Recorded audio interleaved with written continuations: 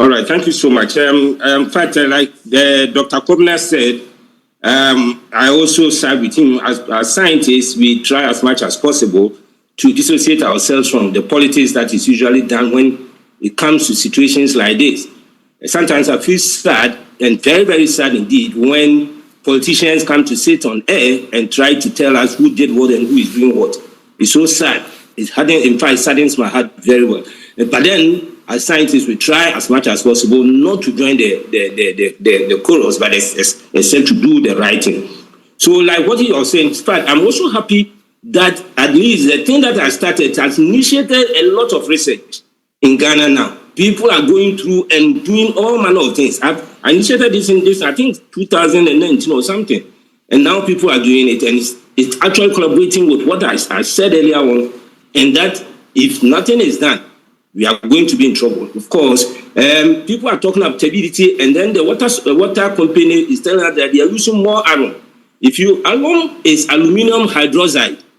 That is the full name, aluminum hydroxide. And this aluminum hydroxide, when taken for a long period, in fact, at higher concentration, it has a lot of what we call health effects. One of them is kidney.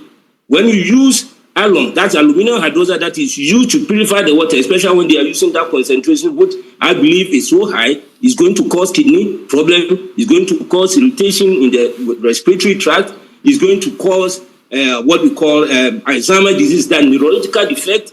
All these things are things that have been proven, has been studied and proven to be as important, that we have to be very careful. In fact, now as we speak, I'm also doing another work, and the work is about what we call spontaneous abortion. And in some hospitals where women out of something that they have not committed go to the hospital, or for reason being that they've seen blood spotting, that's what we usually call spot. And then these women go to the hospital only to abort the babies that they've actually impregnated, they've been pregnant with. Sorry, Prof. You said spontaneous abortion. Spontaneous abortion. That is abortion. It's unintentional. Unintentional. Yes, okay. Exactly. These women are now, in fact, I have about 500 cases where women are gone to the hospital and abort their babies because of concentration of these heavy metals in their placenta. Hey. And so, oh yes, sometimes it's so saddening, it saddens my heart, like I said earlier, that when we see politicians trying to equalize or trying to trivialize the whole thing, it's so sad. This, ever since you brought us, we have been recording a lot of deformities in babies. Of course, most of them are afraid to come out because they fear for their life. Most of them are private, hospitals that these women go to deliver those babies. Those that sometimes they lay hands on, they go and bury them or they incinerate them. So basically, it becomes very difficult even to get more of these samples to examine. Placenta, the one that the child needs, the child uses to feed through, from the mother, what is happening is that the placentas are all contaminated. They are all polluted with heavy metals. I have about 4,500 placentas that I've examined.